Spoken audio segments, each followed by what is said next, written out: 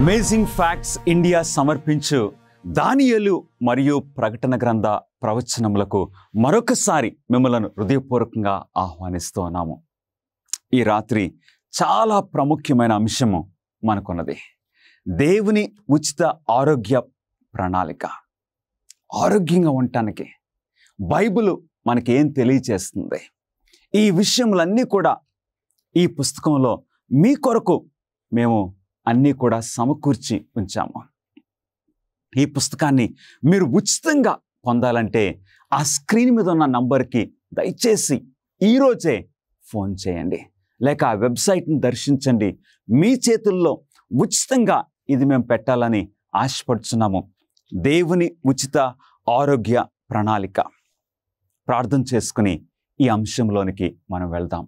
మహాపరిశుద్ధుడైన మా తండ్రి, మాతో ఈ సమయమందు నీ ప్రణాళికను నీ వాక్యం ద్వారా మాట్లాడమని, ఈ వాక్య పరిచర్య ద్వారా మా ప్రభువైన యేసుక్రీస్తు వారు మహిమపరచబడినట్లు మీరు నడిపించుకోమని యేసుక్రీస్తు నామములో అడిగి వేడుకొంచున్నాము తండ్రి, ఆమేన్. బబులోను రాజైన నెబుకద్నెజరు క్రీస్తు పూర్వము 605 సంవత్సరంలో యెరూషలేమును దర్శించాడు. నెబుకద్నెజరు ఆయన అధిపతి అయిన అష్ఫెనాజుకు ఒక ప్రాముఖ్యమైన వార్త ఇచ్చాడు. అదేంటంటే, అష్ఫెనాజు, నీవు ఈ యెరూషలేములో నుండి, రాజవంశంలో నుండి కొంతమంది యవనులను ఎలా ఉండాలి? రాజవంశములో ముఖ్యులై లోపము లేని సౌందర్యమును, సకల విద్య ప్రావీణ్యతయు జ్ఞానము కలిగి తత్వజ్ఞానము తెలిసిన వారై రాజు నగరనందు నిలవదగిన కొందరు బాలులను రప్పించి కల్దీయుల విద్యను భాషను వారికి నేర్పుము. అష్ఫెనాజు రాజు చెప్పిన ప్రకారంగా కొంతమంది యవ్వనులను, చక్కగా తెలివి గలవారిని, సౌందర్యము గలవారిని, నేర్చుకునే మనసు గలవారిని తీసుకొని ఇప్పుడు బబులోనుకు నెబుకద్నెజరు తీసుకొచ్చాడు. బబులోను తీసుకుని వచ్చిన తర్వాత దానియేలు 1వ అధ్యాయము 8వ వచనం తెలియజేస్తుంది. రాజు భుజించు భోజనమును పుచ్చుకొని తన్ను అపవిత్రపరచుకొనకూడదని దానియేలు ఉద్దేశించుకునను. నెబుకద్నెజరు ఆ యవనస్తులకు రాజు తినే భోజనము, రాజు యొక్క పానీయములు వారికి ఏర్పాటు చేశారు. కానీ దానియేలు గమనించాడు, రాజుగారు తినే భోజనం తిని తన్ను అపవిత్రపరచుకొనకూడదని దానియేలు చాలా మర్యాదగా ఆ అధిపతి దగ్గరికి వెళ్ళి బ్రతిమాలాడు. ఆ అధిపతి ఆశ్చర్యపోయాడు. ఏంటి, రాజుగారు ఇంత చక్కటి భోజనము, రాజు బల్ల దగ్గర భోజనం చేసే ఇంత ఆధిక్యతను దానియేలు అది కాదు, ఆ భోజనము కాదు అని అంటున్నాడని ఆయన ఆశ్చర్యపోయాడు. కానీ దానియేలు చాలా తెలివిగా ఏమని చెప్పాడో తెలుసండి? దానియేలు గ్రంథము 1వ అధ్యాయము 12వ వచనంలో, భోజనమునకు శాఖ ధాన్యాదులను, పానమునకు నీళ్లను నీ దాసులమగు మాకు అప్పగించి దయచేసి 10 దినముల వరకు మమ్మను పరీక్షింపుము. 10 రోజులు దయచేసి ఆ మాంసాహారం బదులు శాఖ ధాన్యాదులు మాకు ఇవ్వండి. ఆ ద్రాక్ష రసానికి బదులు మాకు నీళ్లను దయచేసి 10 రోజులు మమ్మల్ని పరీక్షించండి అని దానియేలు చాలా తెలివిగా ఆ నపుంసకుల అధిపతితో చెప్పినప్పుడు ఇప్పుడు నిజంగానే వారి మాటకు ఆయన అంగీకరించి వారికి ఒక చక్కటి వెజిటేరియన్ డైట్ ఇచ్చాడు. అప్పుడు 10 దినములైన తర్వాత దేవుని వాక్యం సెలవిస్తుంది, దానియేలు గ్రంథము 1వ అధ్యాయము 15వ వచనములో, 10 దినములైన పిమ్మట వారి ముఖములు రాజు భోజనము భుజించు బాలురందరి ముఖముల కంటే ఎట్లా ఉన్నాయండి? సౌందర్యముగాను కలగాను కనబడను. అవును ప్రియులరా, దేవుని యొక్క ఆశీర్వాదము వారిపైన ఉన్నది. వారు తీసుకొచ్చిన ఆహారాన్ని దేవుడు ఆశీర్వదించారు. 3 సంవత్సరాలు బబులోనులో వారు విద్య పూర్తయిన తర్వాత రాజుగారు దానియేలును, హననీయ, మిషాయేలు, అజరయ వీరిని రాజుగారు స్వయంగా పరీక్షించినప్పుడు ఇక అందరికంటే ఈ నలుగురు దానియేలు, హననీయ, మిషాయేలు, అజరయ వీరు 10 అంతలు చక్కగా తెలివిగా ఉన్నట్లు దేవుని వాక్యము సెలవిస్తుంది.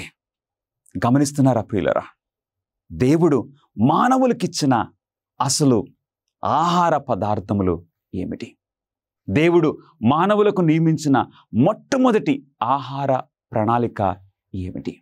ఎలాంటి ఆహారము?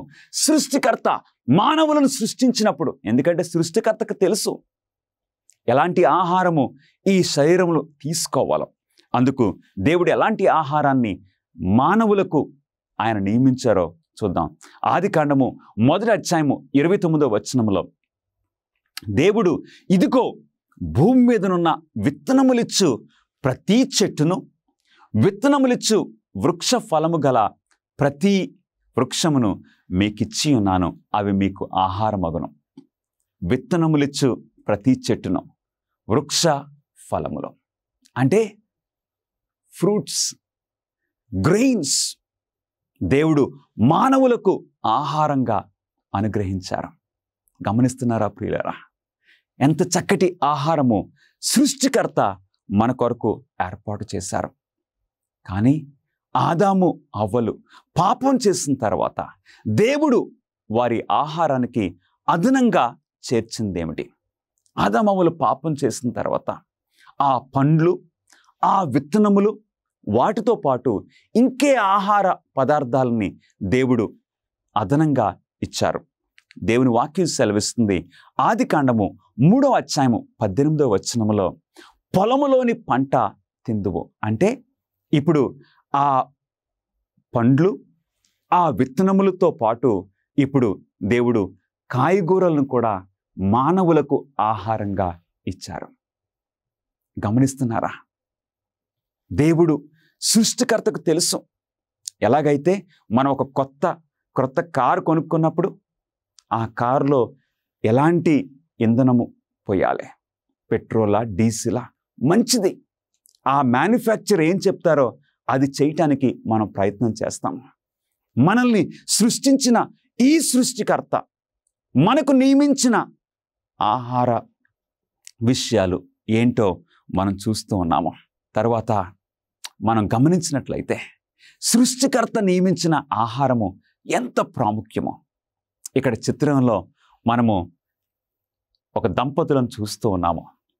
ఈ దంపతులు పేర్లు జానెట్ మరియు యాలన్.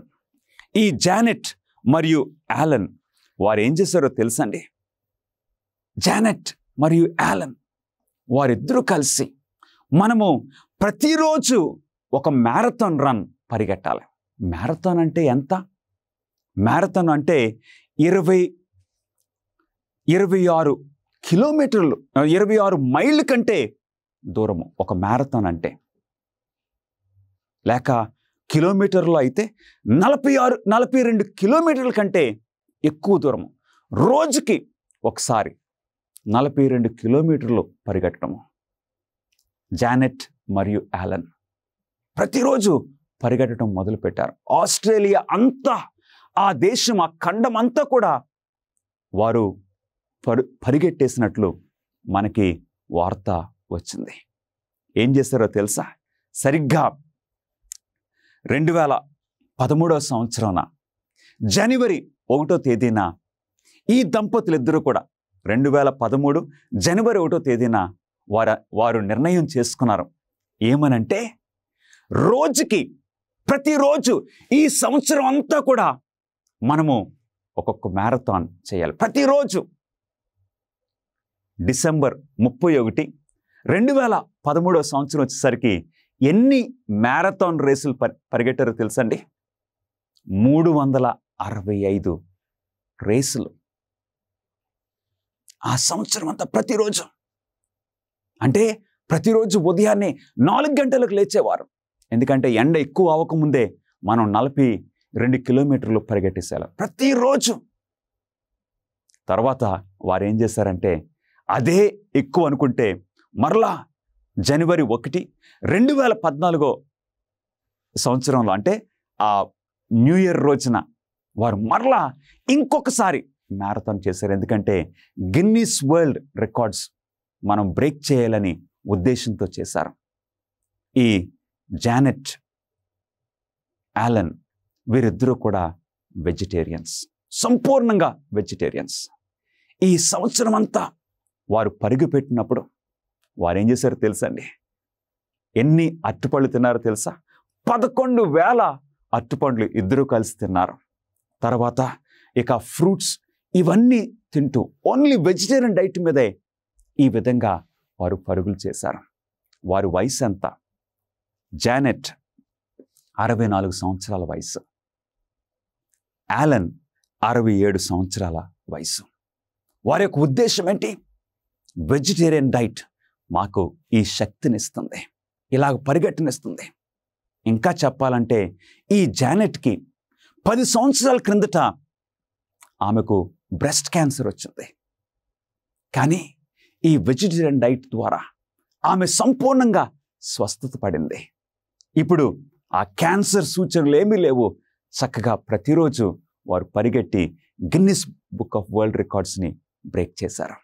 గమనిస్తున్నారా?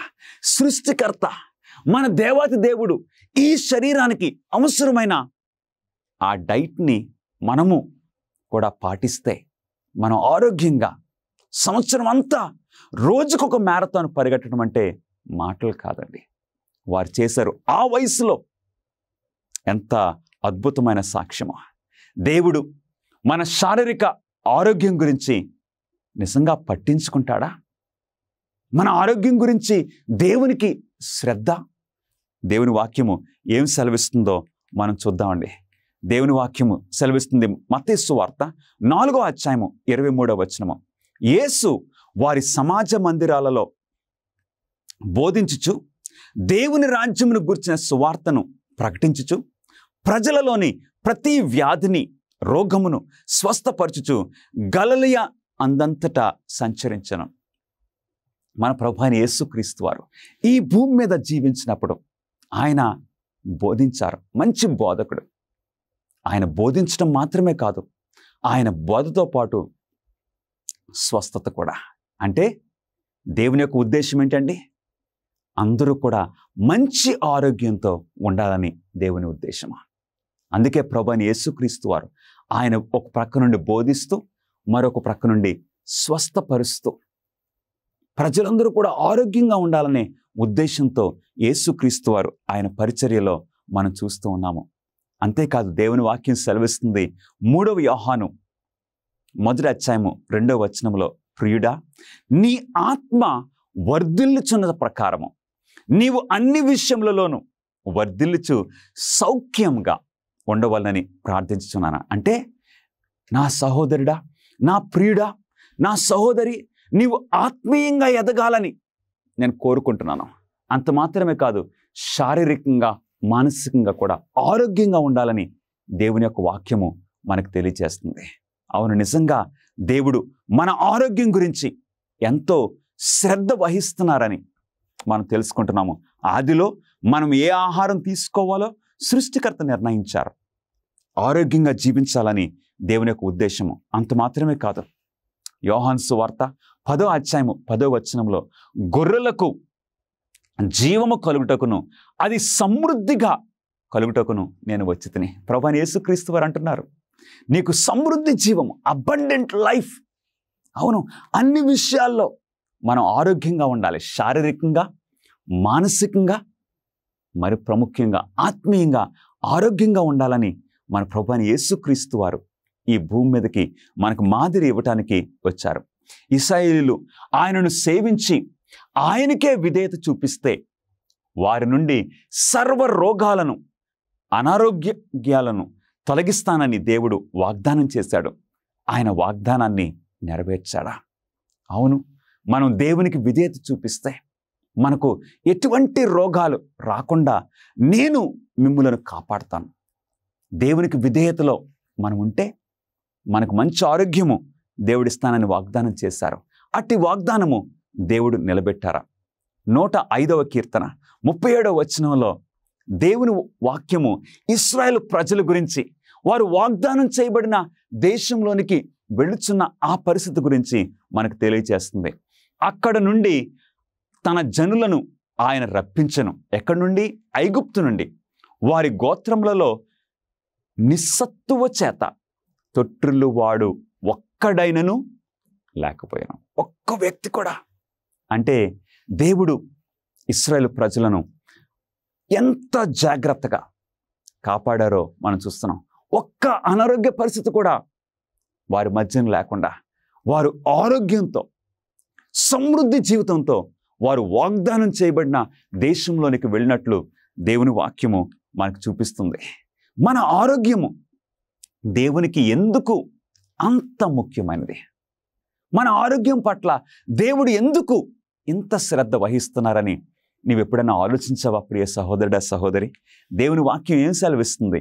కొరింథీయులకు రాసిన మొదటి పత్రిక 6వ అధ్యాయము 19-20 వచనాల్లో, మీ దేహము పరిశుద్ధాత్మకు ఆలయమై ఉన్నది. మీ దేహము పరిశుద్ధాత్మకు ఆలయమై ఉన్నది. మీ దేహముతో దేవుణ్ణి మహిమపరచుడి. దేవుని యొక్క ఉద్దేశము. అవును, ఈ దేహములో పరిశుద్ధాత్మ నివసించాలని ఆశపడుతున్నారు. ఇది దేవుని ఆలయముగా ఉన్నది. కాబట్టి ఈ దేహముతో మనం దేవుని మహింపరచాలని దేవుడు ఉద్దేశిస్తున్నారు. అందుగురించే మన ఆరోగ్యం పట్ల, ఈ దేహము ఆరోగ్యంగా ఉంటే మనం ఆత్మీయంగా కూడా ఆరోగ్యంగా ఉండటానికి అవకాశం ఉంటుంది. అందుగురించి దేవుడు మన ఆరోగ్యం పట్ల ఇంత శ్రద్ధ వహిస్తున్నారు. పరిశుద్ధమును దేవునికి అనుకూలమునైన సజీవ యాగముగా మీ శరీరములను ఆయనకు సమర్పించుకునేది ఇట్టి సేవ మీకు యుక్తమైనది. అంటే మన శరీరములను ఆయనకు సమర్పించుకున్నప్పుడు, అవును ప్రియులరా, మన ఆరోగ్యము చక్కగా మనల్ని సంతోషంగా చూడాలని, మనము మంచి ఆరోగ్యంతో ఈ భూమి మీద ఆయనకు సాక్షులుగా జీవించాలని దేవుడు ఉద్దేశిస్తున్నారు. ఆరోగ్యకరమైన జీవనానికి మంచి బైబిలు సూత్రం ఏంటి? మంచిగా ఆరోగ్యంగా జీవించడానికి బైబిలు ఏం సూత్రం ఇస్తుంది? కొరింథీయులకు రాసిన మొదటి పత్రిక 10వ అధ్యాయము 31వ వచనములో ఆ బైబిల్ సూత్రము మనం చూడొచ్చు. కాబట్టి మీరు భోజనం చేసినను, పానము చేసినను, మీరు ఏమి చేసినను సమస్తము దేవుని మహిమ కొరకు చేయుడి. హల్లెలూయా. దేవుని మహిమ కొరకు సమస్తము, మీరు భోజనం చేసినా లేక పానం చేసినా దేవుని మహిమ కొరకే మనం చేయాలని దేవుడు ఆశపడుతున్నారు. అంటే సృష్టికర్త, మనల్ని సృష్టించిన ఈ దేవుడు మనము అన్ని విషయాల్లో, ప్రతి విషయంలో ఏమి చేసినను ఆయన మహిమ కొరకే చేయాలని దేవుడు మన ఎడల ఆశపడుతున్నారు. క్రైస్తవులు మద్యపానములు వినియోగించవలెన? క్రైస్తవులంగా, క్రీస్తును అనుసరించే దేవుని బిడ్డలుగా మనము ఈ మత్తు పదార్థాలు, ఈ డ్రగ్స్ కానీ, ఈ సారా కానీ, ఈ పులిసిపోయిన ఈ మత్తు పదార్థాలు మనం తీసుకోవచ్చా? దేవుని వాక్యం ఏం సెలవిస్తుంది? సామెతల గ్రంథము 20వ అధ్యాయము 1వ వచనము, ద్రాక్షారసము వెక్కిరింతల పాలు చేయును, మద్యము అల్లరి పుట్టించును, దాని వశమైన వారందరూ ఏంటండి? జ్ఞానము లేని వారు. దేవుని వాక్యము మనకి చక్కటి హెచ్చరికలు చేస్తూ ఉన్నది.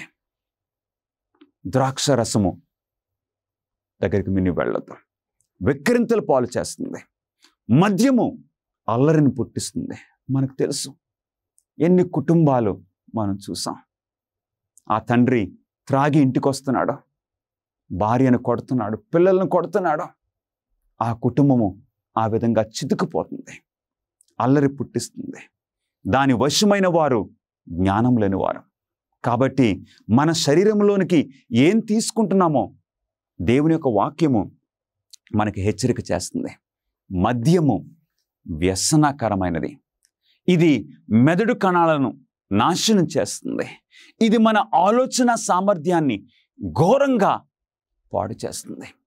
నిజంగా ఆ సారా తాగిన తర్వాత, ఆ డ్రగ్స్ తీసుకున్న తర్వాత, అలాంటి పరిస్థితులు చేసుకున్న తర్వాత ఒక మంచి నిర్ణయము మనం తీసుకోలేము.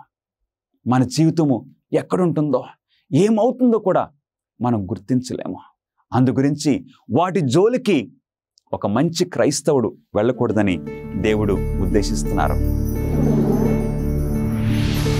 విచ్ఛిన్నమైపోయినటువంటి ప్రపంచంలో దేవుని యొక్క ప్రణాళిక ప్రవచనాల ద్వారా మీరు తెలుసుకోవాలని కోరుతూ ఉన్నారా? ఆచరణాత్మకమైనటువంటి గొప్ప సవాళ్లను మీరు ఎదుర్కోవాలనుకుంటే మిమ్మల్ని ఉత్తేజపరుస్తున్నాం, ఉత్సాహపరుస్తున్నాం. అమేజింగ్ ఫ్యాక్ట్స్ వారు బైబిల్ చదువుకునేటువంటి గైడ్స్ మీ కొరకై 27 పుస్తకాలను మీకు అనుగ్రహిస్తున్నారు. అద్భుతమైనటువంటి గ్రాఫిక్స్ ద్వారా మీరు అర్థం చేసుకోవడానికి నేరుగా మీకు సమాధానం దయచేస్తూ ఉన్నారు. ప్రతి చదువుకునేటువంటి ఈ గైడ్ ద్వారా బైబిల్లో సరైన సమాధానం గ్రహించుకోగలరు. మీ జీవితంలోని ప్రాముఖ్యమైన ప్రశ్నలకు సమాధానం ఇస్తుంది. ఏ విధంగా మీరు సంబంధాన్ని పెంచుకోగలరు, ప్రభువైన యేసుక్రీస్తు వారు ఎప్పుడు రాబోతూ ఉన్నాడు, ఇంకా ఎన్నో విషయాలను తెలుసుకోవచ్చు. భవిష్యత్తులో ఈ యొక్క విలువైన విషయాన్ని కోల్పోకండి. మీ జీవితాన్ని రూపాంతరపరుస్తూ ఉన్నాయి అమేజింగ్ ఫ్యాక్ట్స్ వారు ఇచ్చేటువంటి బైబిల్ చదువుకునే పుస్తకం.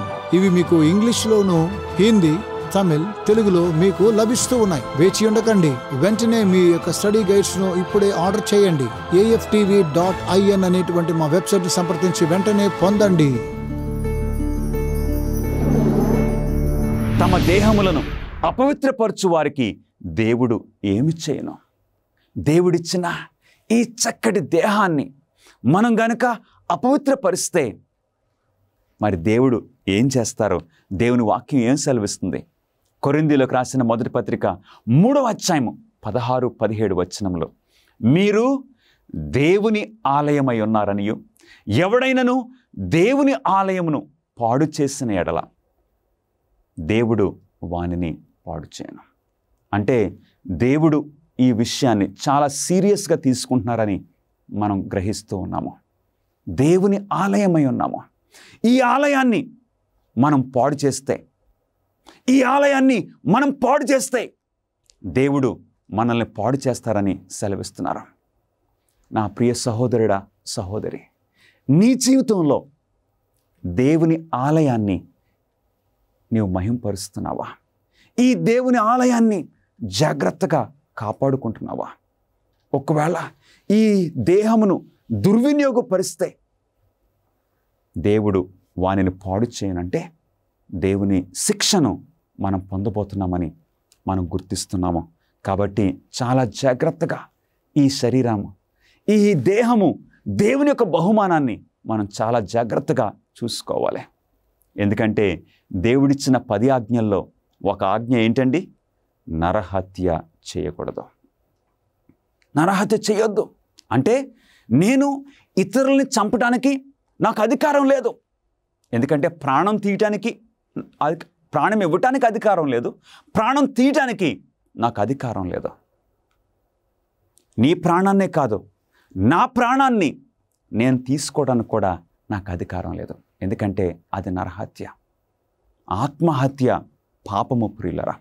సో మన దేహాల్ని మనం జాగ్రత్తగా చూసుకోవాలి. భారతదేశంలో స్త్రీ పురుషులతో కలిపి దాదాపు 26,70,00,000 మంది పొగాకు వినియోగదారులు మన దేశంలో ఉన్నారు. 26,70,00,000 స్త్రీలేంటి, పురుషులేంటి, యవనస్తులేంటి. అంటే ఏంటో తెలుసా ప్రియులరా? మన భారతదేశము ఈ పొగాకు వినియోగంలో ఏ స్థానంలో ఉందండి? 2వ స్థానంలో ఉన్నది. అంటే ఎంత ఈ శరీరాలను, దేవుడిచ్చిన ఈ శరీరాలను ఎంత దుర్వినియోగం చేస్తున్నామో ఒకసారి గమనిస్తున్నావా ప్రియ సహోదరుడా, సహోదరి? నీ జీవితంలో నీవు ఆరోగ్యంగా జీవిస్తున్నావా? ఈ దేవుని ఆలయాన్ని నువ్వు పాడు చేస్తున్నావా? జాగ్రత్తగా చూసుకుంటున్నావా? మనుషులు తినడానికి దేవుడు ఏ జంతువులను అనుమతించారు? ఎలాంటి జంతువులను మనం తీసుకోవచ్చు? దేవుని వాక్యము మనకు సెలవిస్తుంది. లేవికాండము 11వ అధ్యాయము 3వ వచనములో ఎలాంటి జంతువులను మనం ఆహారంగా వాడుకోవచ్చు? జంతువులలో ఏది డెక్కలు గలదై నెమరు వేయునో దానిని తినవచ్చును. అవును ప్రియులారా, అసలు మానవులు ఈ మాంసాహారం తీసుకోవటము ఎప్పుడు ప్రారంభమైందో తెలుసా? నోవాహు జలప్రళయము తరువాత. అంటే జలప్రళయం ముందు అందరూ కూడా శాకాహార భోజనమే తీసుకునేవారు. అందు గురించి జలప్రళయం ముందు వారి యొక్క వయస్సు, వారి యొక్క ఆయుష్ ఎంతకాలం ఉండేదండి? 500 సంవత్సరాలు, 700, 900 సంవత్సరాలు, 969 సంవత్సరాలు మెతుషాల జీవించాడు. కానీ జలప్రళయం తర్వాత ఆ ఆయుష్ నెమ్మదిగా తగ్గిపోయింది. ఎందు గురించి? ఆహార అలవాట్లు మారిపోవటం వలన దేవుడు మాంసాహారాన్ని అనుమతించారు. మానవుల యొక్క ఈ యొక్క కఠినమైన హృదయాన్ని బట్టి. కానీ ఆ మాంసాహారం విషయంలో ఎలాంటివి తీసుకోవచ్చో దేవుడు మనకు కొన్ని హెచ్చరికలు చేశాడు. ఎలాంటి జంతువులను మనం తినవచ్చు, ఏవి డెక్కలు గలవాయి నెమరు వేస్తాయో వాటిని మనం తినవచ్చు. ఏ రకమైన చేపలు మరియు సముద్రపు ఆహారము పవిత్రమైనది, ఎలాంటి చేపలు మనం తినవచ్చు, దాని గురించి ఈ బైబిల్ ఇస్తున్న గైడ్ లైన్స్ ఏంటి? దేని పడితే దాన్ని మనం తినటానికి వీల్లేదు. జలచరములన్నిటిల్లో వీటిని తినవచ్చును. ఎట్లాంటివి? వేటికి రెక్కలు పొలుసులు ఉండునో వాటిని తినవచ్చు. పొలుసులు లేని చేపలు మనం తినకూడదని దేవుడు ఉద్దేశించారు. గమనిస్తున్నారా ప్రియులరా? అలాగే సముద్రంలోనేమి, నదులలోనేమి, సమస్త జలచరములలోనూ, సమస్త జలజంతువులలోనూ వేటికి రెక్కలు పొలుసులు ఉండవో అవన్నీ మీకు హేయములు. హేయములంటే మీ శరీరాన్ని అపవిత్రపరిచేవి. కాబట్టి దేవుడు మనకి చక్కటి హెచ్చరికలు ఏమి తినవచ్చో ఏమి తినకూడదో ఇచ్చారు. ఒక ప్రాముఖ్యమైన హెచ్చరిక ఏంటో తెలుసా ప్రియులరా? దేవుడు ఎప్పుడు కూడా ఏవైతే ఇతర జంతువులను తింటున్నాయో వాటిని మనం తినకూడదని దేవుడు ఒక చక్కటి సరిహద్దు గీత గీశారు మనకు. ఎందుకంటే జంతువులు తినే వాటిని మనం తినకూడదు. కానీ ఈ ఆహార విషయంలో తినే ఈ యొక్క మాంసాహారంలో ఏవైతే శుభ్రంగా పవిత్రంగా ఉంటాయో వాటిని మాత్రమే తినవచ్చు. అవే మనకు పవిత్రమైన ఆహారము. మిగిలినవన్నీ మనకు హేయములు. మరి పక్షుల్లో, జంతువుల్లో చూసాము, చేపల్లో చూసాము. ఇప్పుడు పక్షుల్లో ఏ పక్షులు అపవిత్రమైనవి? దేవుని వాక్యము క్లియర్గా మనకిచ్చేస్తుంది. ప్రతి విధమైన కాకి, నిప్పుకోడి, కపరిగాడు, కోకిల, ప్రతి విధమైన డేగ, గుడ్లగూబ, ఇవన్నీ కూడా మనకు హేయములని మనం చూస్తూ ఉన్నాము. దేవుడు తినొద్దన్నారంటే ఆయన మనల్ని ప్రేమించే, అవి మన ఆరోగ్యానికి హానికరమని దేవుడు ఉద్దేశించి తినొద్దని మనకు చెప్పారు. పవిత్రమైన మరియు అపవిత్రమైన జంతువుల గురించిన చట్టాలు సిలువలో ముగిసిన మోషే ఆచార ధర్మశాస్త్రంలో భాగమేనా? అవును. యేసుక్రీస్తు వారు సిలువుపై తన ప్రాణాన్ని అర్పించినప్పుడు మోషే ధర్మశాస్త్రము, ఆ బలుల గురించి, నైవేద్యముల గురించి, ఆ అర్పణల గురించి ఆ ధర్మశాస్త్రము సిలువకు కొట్టబడింది కదా. మరి ఈ ఆహార విషయములు కూడా ఆ ధర్మశాస్త్రంలో కొట్టబడినవా అన్న ప్రశ్నకు దేవుని వాక్యము ఏమి సమాధానం ఇస్తుందో మనం చూద్దాము. దేవుడు మోషేకి సెలవిచ్చారు. దేవుడు మోషేకి సెలవిచ్చిన ఆ విషయాలు మోషేకి ఇవ్వకముందే ఇంకెవరికి ఇచ్చారో ఒకసారి చూద్దాం. ఆదికాండము 7వ అధ్యాయము 1వ వచనంలో దేవుడు నోవాహును ఒక ఓడను సిద్ధపరచమన్నారు. జలప్రళయం వస్తుంది. అప్పుడు నోవాహుతో దేవుడు ఏం చెప్పారు? నీవును నీ ఇంటి వారును ఓడలో ప్రవేశించుడి. ఓకే, పవిత్ర జంతువులలో ఏం చేయాలండి? 7ను, పవిత్రములు కాని జంతువులలో 2ను నీ యొద్ద ఉంచుకొనుము. అంటే ఏ జంతువులు పవిత్రమైనవో ఏ జంతువులు అపవిత్రమైనవో నోవాహు కాలంలోనే వారికి అట్టి అవగాహన ఉన్నది. మోషే కాలంలో ప్రారంభం కాదండి, నోవాహు కాలంలోనే. అందుకు ఆ ఓడలోనికి నోవాహు పవిత్రమైన జంతువులను ఎన్ని జతలుగా తీసుకుని వెళ్ళాడు? 7 జతలుగా తీసుకుని వెళ్ళాడు. అపవిత్రమైన జంతువులు 2 మాత్రమే, 1 జత మాత్రమే. గమనిస్తున్నారా ప్రియులరా? మోషే కంటే ముందే నోవాహు కాలంలోనే పవిత్రమైన జంతువులేంటి, అపవిత్రమైన జంతువులేంటో దేవుడు ఇచ్చేశారు. గలతీయులకు రాసిన పత్రిక 6వ అధ్యాయము 7వ వచనంలో మోసపోకుడి, దేవుడు వెక్కిరింపబడడు. మనుష్యుడు ఏమి విత్తునో ఆ పంటనే కోయును. అనేక మంది నేను ఏమి తిన్నా పర్వాలేదు, నేను ఏం త్రాగినా పర్వాలేదు, నేను ఆరోగ్యంగానే ఉంటాను అని అనేక మంది గర్వంగా ఇష్టం వచ్చింది తింటూ ఉన్నారు. ఏంటో తెలుసా? ఆ మార్గంలో వెళ్తే ఖచ్చితంగా హై కొలెస్ట్రాల్, మన జీవితాన్ని మనమే మన పళ్ళతో మనమే మన సమాధిని తవ్వుకుంటున్నాం ప్రియులరా. అందుగురించి ఏమి విత్తుతామో అది కోయక తప్పదు. అందుగురించి మనం ఆహార విషయంలో ఆరోగ్యంగా ఉండాలి, ఆత్మీయ విషయంలో మనం ఆరోగ్యంగా ఉండాలని దేవుడు ఉద్దేశించి ఈ హెచ్చరికలు మనకిస్తూ ఉన్నారు. అపవిత్రమైన ఆహారం తినడము ఘోరమైన పాపమని దేవుడు చెప్పారా?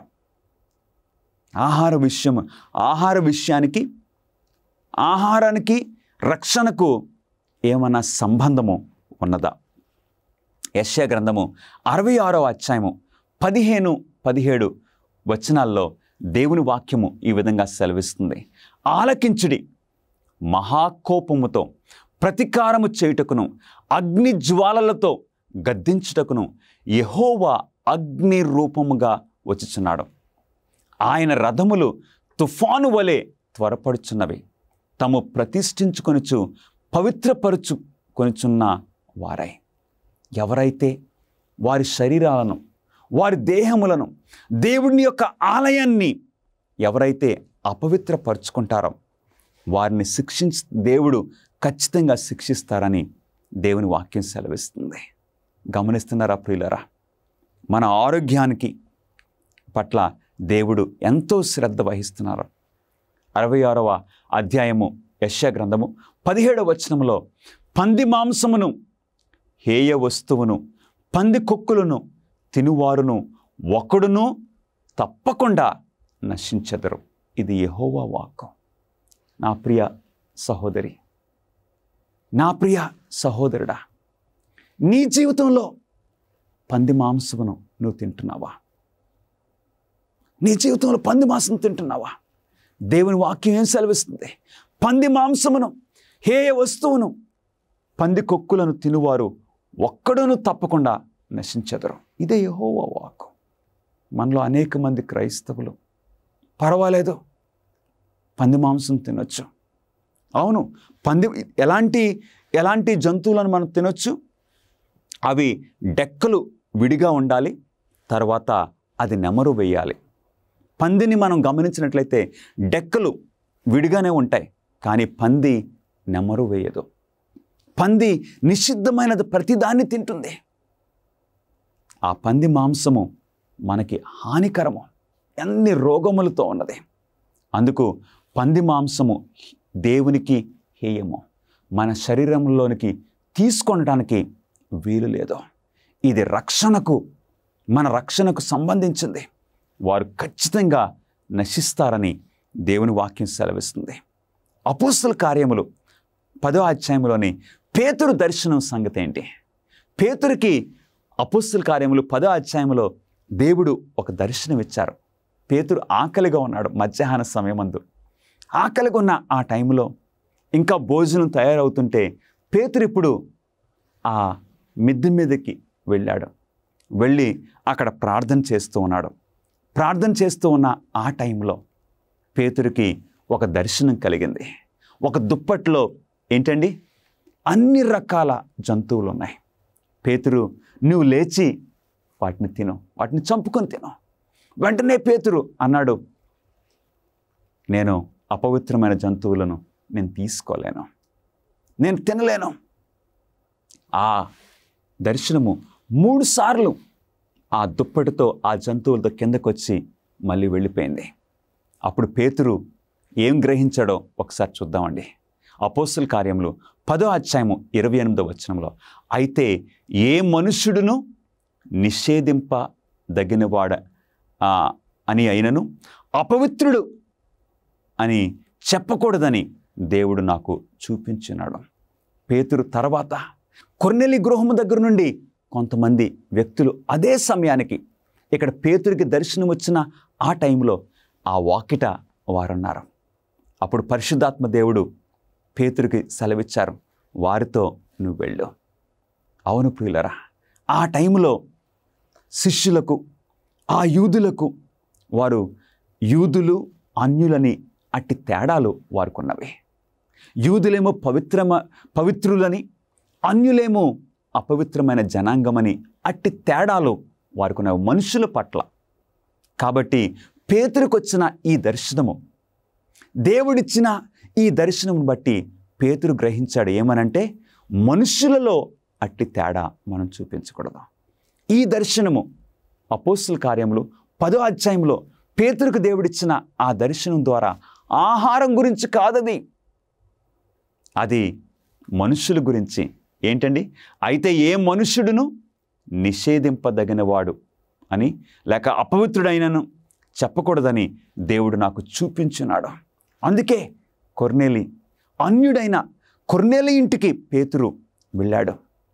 వెళ్ళి వారికి వాక్యం బోధించాడు. వారితో కలిసి భోజనం చేశాడు. తరువాత ఇక అపోస్తలుడైన పౌలు ఇక అన్యులకు సువార్త అందించడం మొదలుపెట్టినట్లు మనం చూస్తున్నాం. కాబట్టి మనుషులలో తేడాలు మనం చూపించకూడదు. వీరు పవిత్రమైన వారు, లేకపోతే వీరు గొప్పవారు, వారు బీదవారు అనే తేడాలు మనం చూపించకూడదు. మనుషుల్లో మనము కుల మత భేదాలు దేవుని బిడ్డలు చూపించరు. యేసుక్రీస్తు వారు అలాగే ఎప్పుడు కూడా చేయలేదు. ప్రియులారా, క్రైస్తవులకు మంచి ప్రాథమిక ఆరోగ్య సూత్రం ఏంటి? మంచి సూత్రము ఏంటో చూద్దాం.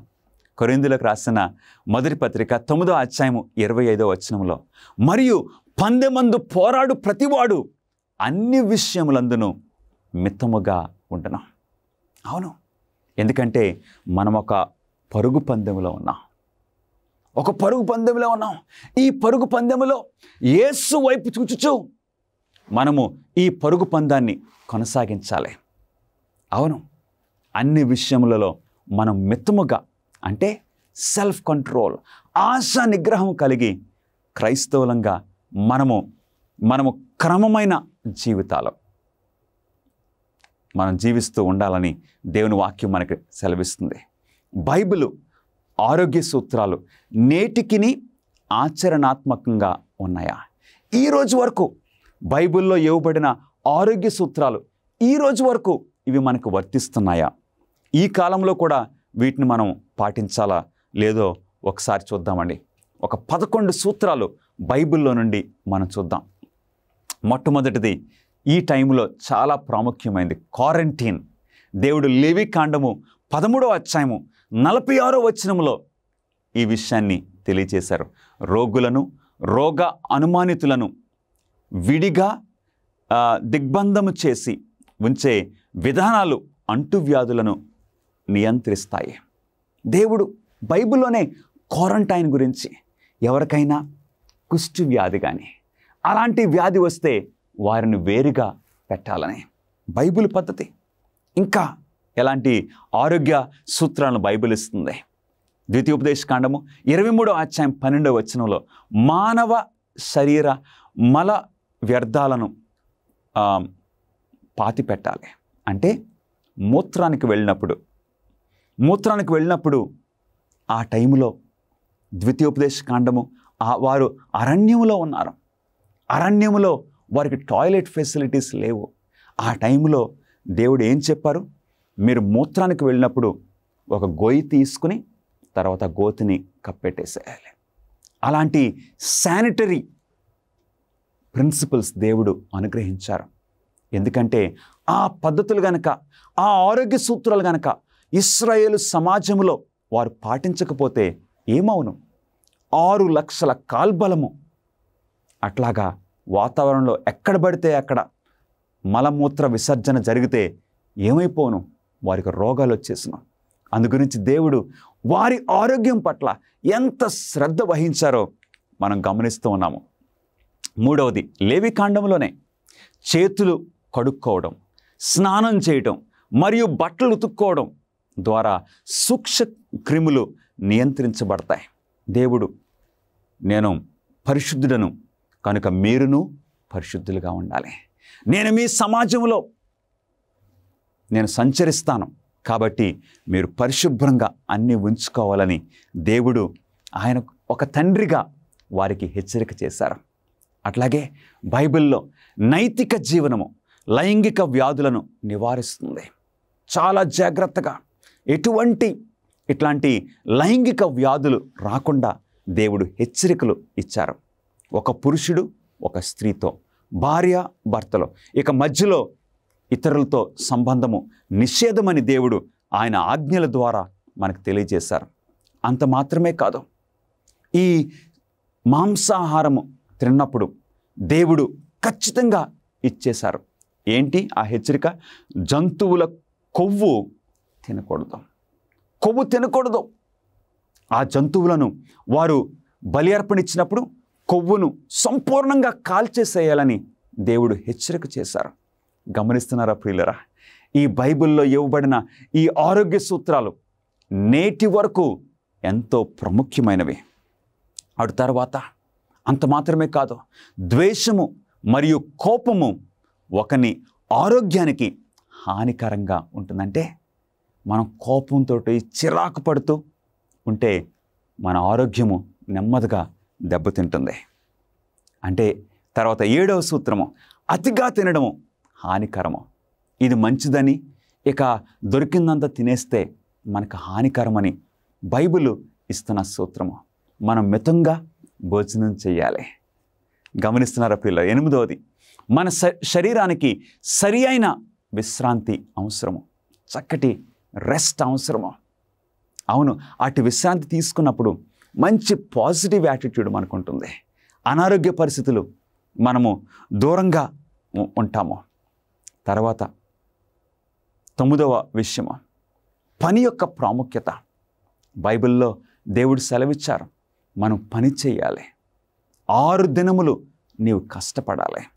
7వ దినము యెహోవాకు విశ్రాంతి దినం. అంటే దేవుడు మనకి తెలివినిచ్చారు, మనకి శక్తిని, బలాన్ని ఇచ్చారు. కాబట్టి మనం పనిలో నిమగ్నమై ఉండాలని దేవుడు సెలవిస్తున్నారు. తర్వాత 10వది, సానుకూల వైఖరి మంచి ఔషధం. అంటే ఏంటి? సానుకూల వైఖరి అంటే ఒక పాజిటివ్ యాటిట్యూడ్, మంచి ఆలోచనలు, ఇతరుల పట్ల మంచి ఆలోచనలు, ఇతరులకు మంచి చేయడము. ఇలాంటి ఆలోచనలు ఉన్నప్పుడు మన ఆరోగ్యము ఇంకా బాగా పెరుగుతుంది. ఒక చక్కటి సంతోషకరమైన జీవితాన్ని జీవించటం. తర్వాత 11వ విషయము, తల్లిదండ్రుల అలవాట్లు పిల్లలను ప్రభావితం చేస్తాయి. అవును, తల్లిదండ్రులంగా మనం ఏ విధంగా జీవిస్తున్నామో మన పిల్లలు మనల్ని గమనిస్తున్నారు. మన అలవాట్లు వారిలో మనం చూడవచ్చు. అందుగురించి తల్లిదండ్రులు, పెద్దలు చాలా మాదిరిగా ఉండాలి. పిల్లల్ని క్రమశిక్షణలో పెట్టాలి. ఆ విధంగా కుటుంబాలు సంతోషంగా ఉంటాయి, అందరూ ఆరోగ్యంగా ఉంటారని దేవుడు ఉద్దేశించి ఈ విషయాలు మనకు తెలియజేశారు. పరలోకములో ప్రజలు జంతువులను చంపి తింటారా? దేవుడు ఆయన ప్రజలను పరలోకానికి తీసుకుని వెళ్ళినప్పుడు ఆ విమోచింపబడిన ఆ జనసమూహము, ఆ ప్రజలు జంతువులను చంపుకొని తింటారా? దేవుని వాక్యము ఏం సెలవిస్తుంది?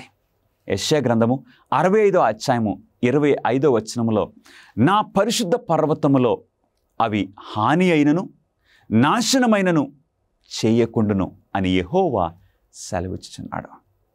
అవును, పరలోక రాజ్యంలో మాంసాహారము మనకు ఉండదు ప్రియులరా. పరలోక రాజ్యంలో మనకు మాంసాహారం ఉండదు. అందు గురించి మనం ఏం చేయాలండి? ఇక్కడే ఈ భూమి మీదే మనం దానిని విడిచిపెట్టాలి. పరలోకానికి మనం సిద్ధపడుచున్న మనల్ని దేవుడు పిలుస్తున్నారు. నా కుమారుడా, నా కుమార్తె, ఇదిగో నేను నీ కొరకు సృష్టిలోనే ఈ శరీరానికి ఏ ఆహారము సరి అయిందో నేను ఏర్పాటు చేశాను. ఆ ఆహారానికి నువ్వు అలవాటు పడాలి. ఎందుకంటే మనం పరలోకానికి సిద్ధపడుతున్నాం. అట్టి ఆహారం తినడానికి ఇప్పుడు నుండే మనం సిద్ధపడాలి. గమనిస్తున్నారా ప్రియులారా? అందుకే దేవుడు పిలుస్తున్నారు. మనల్ని శాకాహార ఈ ఆరోగ్యానికి మనల్ని దేవుడు పిలుస్తున్నారు. దానియేలు బబులోనులో ఏమి నిర్ణయం చేసుకున్నాడు? రాజు భోజనము ద్వారా తన శరీరాన్ని అపవిత్రపరచుకోవటము దానియేలుకు ఇష్టం లేదు. అందుగురించి దానియేలు, హననీయ, మిషాయేలు, అజరయ ఈ నలుగురు కూడా మాకు శాఖా ధాన్యాదులు ఇవ్వండి, మాకు ద్రాక్ష రసానికి బదులు మంచినీళ్ళు మాకు ఇవ్వండి. అందుగురించి దానియేలు జీవితాన్ని మనం చూస్తున్నాం. దానియేలు ఇంచుమించు 100 సంవత్సరాలుగా వరకు ఆయన జీవించాడు. ఆయన మైండ్ షార్ప్గా ఉంది, ఆరోగ్యము శరీరము షార్ప్గా ఉంది. దేవునితో దానియేలు యొక్క సంబంధము చాలా వివేకముతో పరిపూర్ణంగా ఉన్నది. కాబట్టి దేవుడు నిన్ను నన్ను పిలుస్తున్నారు. పరలోకములో మరణము ఉండదని ప్రకటన గ్రంథము 21వ అధ్యాయము 4వ వచనం తెలియజేస్తుంది. అక్కడ మరణం ఉండదు. ఏ జంతువులు మరణించడము అక్కడ ఉండదు. అట్టి జీవితం కొరకు దేవుడు నిన్ను నన్ను సిద్ధపరుస్తున్నారు. ప్రభువును ఆనందింపజేసే ఆహార మరియు ఆరోగ్య మార్పులను నేను ఎలా చేసుకోగలను? అవును, నా ఆహార అలవాట్లలో మన ప్రభువును ఏ విధంగా మనం ఆనందింపజేయగలము? అవును, ఎలా చేయగలుగుతామో తెలుసా అండి? యెహెజ్కేలు గ్రంథము 11వ అధ్యాయము 18వ వచనంలో, అక్కడ తాము ఉంచి ఉన్న విగ్రహములను తీసివేసి తాము చేసి ఉన్న హేయక్రియలు చేయుట మానుదురు. హల్లెలూయా. అవును, దేవుని ప్రజలు దేవుని రాజ్యం కోసం ఎలా సిద్ధపడతారో, దేవుని మహింపరచడానికి ఎలా సిద్ధపడతారో తెలుసండి? వారు విగ్రహారాధన విడిచిపెడతారు. అది మనకు అర్థమైంది బానే. విగ్రహారాధన పరలోక రాజ్యంలో ఉండదు. ఇంకేంటండి? వారు చేసే హేయక్రియలన్నీ మానేస్తారు. దేవునికి అసహ్యమైన విషయములన్నీ. ఎందు గురించి? Out of love. దేవుని ప్రేమిస్తున్నాం కాబట్టి ఆయన ఆజ్ఞలను మనం గైకొంటాం. ఏదో పళ్ళు బిగించుకొని ఇంకొన్ని రోజులు తిన్ను అట్లా కాదండి. దేవుణ్ణి ప్రేమిస్తున్నాం కాబట్టి ఇంకొక జీవిని చంపటం నాకు ఇష్టం లేదు. నా ప్రియ స్నేహితులారా, వారు నా కట్టడలను నా విధులను అనుసరించి గైకొన్నట్లు నేను వారికి ఏక మనస్సు కలుగజేసి వారి యందు నూతన ఆత్మ పుట్టింతును. అప్పుడు వారు నాకు జనులయుందురు, నేను వారికి దేవుడినై యుందును. దేవుడు అంటున్నారు, ఒక నూతన ఆత్మ వారికి నేను ఇస్తాను. అట్టి నూతన ఆత్మ నీవు పొందటానికి ఇష్టపడుచున్నావా? అవును ప్రభువా, నా జీవితాన్ని నీకు సమర్పిస్తున్నాను. నా అలవాట్లు నువ్వు మార్చు తండ్రి. నా అలవాట్లు మార్చుకోవడానికి, నా ఆహార అలవాట్లు మార్చుకోవడానికి నువ్వు శక్తినివ్వు ప్రభువా అని ఈరోజు నీవు చెప్పడానికి ఇష్టపడుతున్నావా ప్రియ సహోదరుడా, సహోదరి? నూతన ఆత్మ నేను పుట్టిస్తాను. ఎలాంటి ఆత్మను దేవుడిస్తానంటున్నారండి?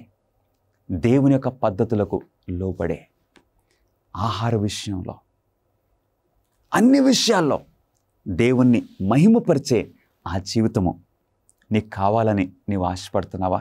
దేవుడు అంటున్నారు, నా ఆత్మ ద్వారా, ఇది శక్తి ద్వారా కాదు, బలము ద్వారా కాదు, నా ఆత్మ ద్వారా సాధ్యమవుతుంది. అవును ప్రియులారా, ప్రేమ ద్వారా.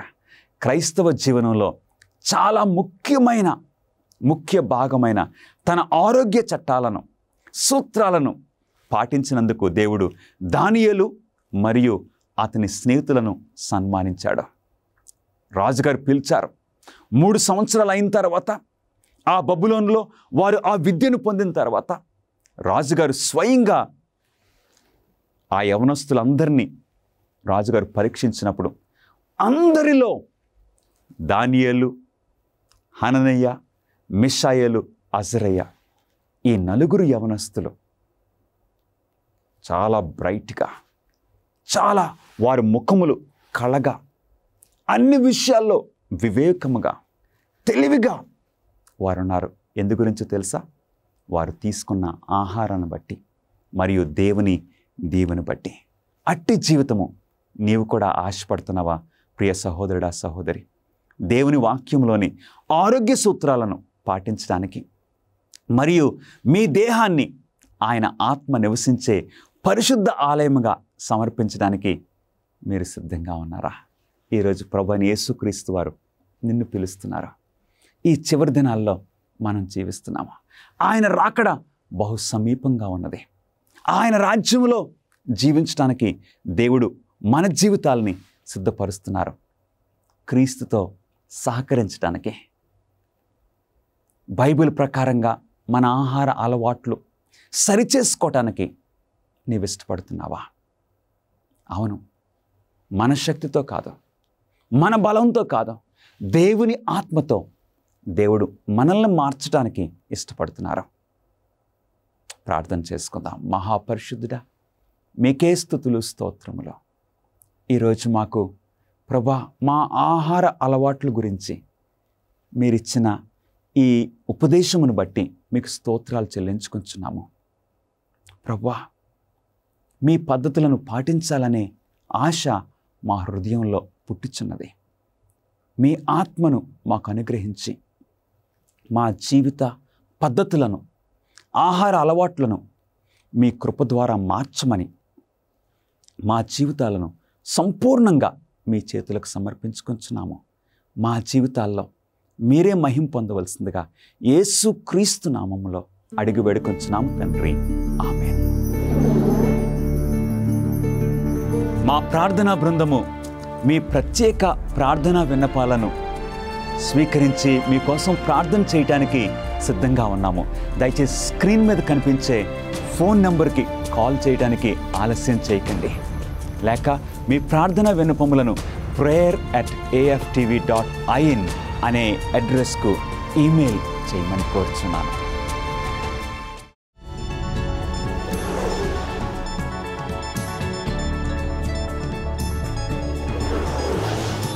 చిన్న ఆకలి ఉన్న వ్యక్తి గురించి మాట్లాడుతూ వారు పక్షిలా తింటారనే వ్యక్తీకరణను మీరెప్పుడైనా విన్నారా? తదుపరిసారి మీరు ఆ వ్యక్తీకరణను ఉపయోగించినప్పుడు 2 సార్లు ఆలోచించాలనుకోవచ్చు. ఉదాహరణకు హమ్మింగ్ బర్డ్నే తీసుకోండి. దాని అద్భుతమైన జీవక్రియను నిర్వహించడానికి ఇది ప్రతిరోజు దాని శరీర బరువులో 50% తినాలి. దానిని దృష్టిలో ఉంచుకుంటే ఒక 100 పౌండ్ల మహిళ హమ్మింగ్ బర్డ్ లాగా తింటే ఆమె తన శరీర బరువును కాపాడుకోవడానికి రోజుకు 50 పౌండ్ల చక్కెర తినాల్సి ఉంటుందని ఊహించుకోండి. బహుశా మీరు దాన్ని ఊహించకూడదు, కానీ బహుశా మీరు దీన్ని మరొక విధంగా పరిగణించాలనుకుంటున్నారు. హమ్మింగ్ బర్డ్ సాధారణంగా రోజుకు 4 నుండి 7 క్యాలరీలు తినేస్తుంది. మరోవైపు ఒక మానవుడు రోజుకు సుమారు 3500 క్యాలరీలు. కానీ మీరు ఒక పక్షి హమ్మింగ్ బర్డ్ లాగా తింటే మీరు రోజుకు 1,50,000 క్యాలరీలు తినాల్సి ఉంటుంది. ఇది 3000 ఓరియో కుక్కీలను తినే 170 పౌండ్ల మనిషి లాంటిది. సాధారణ పరిస్థితుల్లో హమ్మింగ్ బర్డ్ ప్రతి 5 లేదా 10 నిమిషాలకు తినాలి. కానీ వాస్తవానికి సంవత్సరంలో ఒకసారి హమ్మింగ్ బర్డ్ ప్రతిరోజు దాని మొత్తం శరీర బరువును తింటుంది.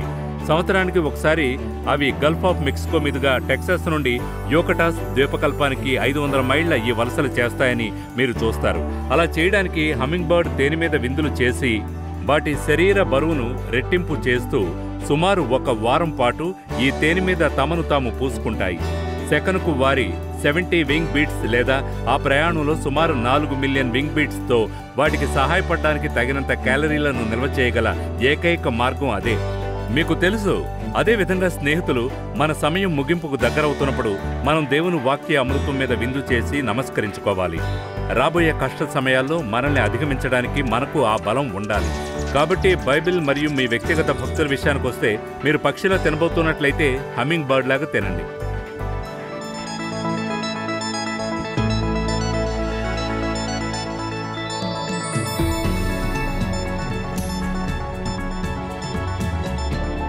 మరిన్ని అమేజింగ్ ఫ్యాక్ట్స్ వీడియోల కోసం మా యూట్యూబ్ ఛానల్ దర్శించండి. సబ్స్క్రైబ్ చేయడం మర్చిపోవద్దు. సరదాగా చదవటం, చేయటం లాంటివి మీకు ఇష్టమా? అమేజింగ్ ఫ్యాక్ట్స్ నుండి అమేజింగ్ అడ్వెంచర్ బైబిల్ గైడ్స్ చాలా సరదాగా ఉంటాయి. ఎందుకంటే మీరు బైబిల్ గురించి నిజంగా మంచి విషయాలు నేర్చుకుంటారు. ప్రతి పుస్తకం ఎంతో రంగురంగులుగా మరియు సరదా పజిల్స్ మరియు ప్రశ్నలతో నిండి ఉంటుంది.